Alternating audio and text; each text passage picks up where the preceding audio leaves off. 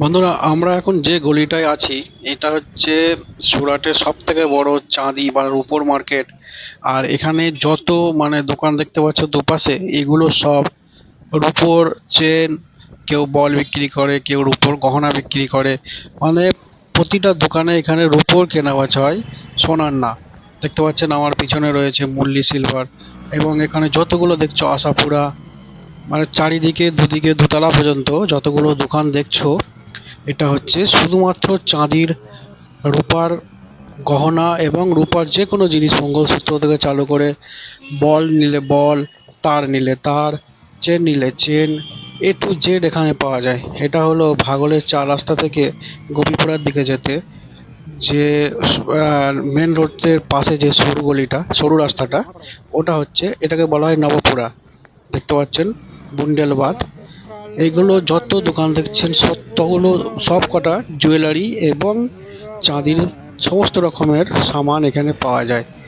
Lock, chain, mangalsutra, গাঁথা বা যে কোনো জিনিস, যে কোনো চাঁদির সমস্ত ধরনের সামান এখান থেকে পেয়ে যাবেন।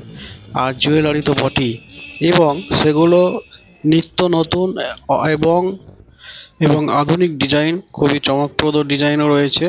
এবং শুধুমাত্র চাঁদির যদি কিছু কিনতে চান লাইট ওয়েট বা হেভি ওয়েটে, এখানে অবশ্যই আসতে পারেন। জায়গাটা, যেটা ঠিকানাটা বললাম, ওটাকে একটুখানি নোট করে রাখতে পারেন। এবং যারা এই এলাকার মানুষ তারা তো অবশ্যই জানেন।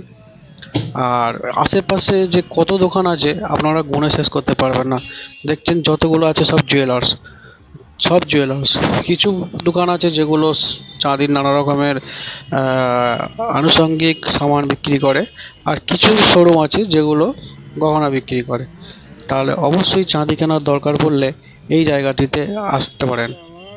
দেখতেই পাচ্ছেন আমি দেখাচ্ছি বড় বড় শোরুম, ছোট ছোট শোরুম, মাঝারি শোরুম, সব রকমের শোরুম এখানে দেখতে পেয়ে যাবেন।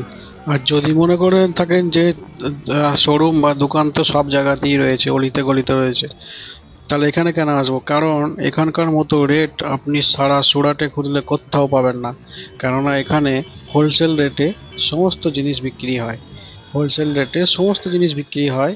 এমনকি আপনারা নেগোশিয়েট করে নিজেদের মতো রেটে জিনিস কিনতে পারবেন। আর চাঁদি দিয়েও চাঁদি বদলে চাঁদির গহনা কেনা যায়। আর এখানে মজুরি খুবই কম, হোলসেল রেটে এখানে মজুরি নেয়। আর শুধু চাঁদি নয়, চাঁদির সঙ্গে আপনারা যদি মনে করেন খোটারও কিছু জিনিস কিনবো, যেগুলো বলা হয় আর্টিফিশিয়াল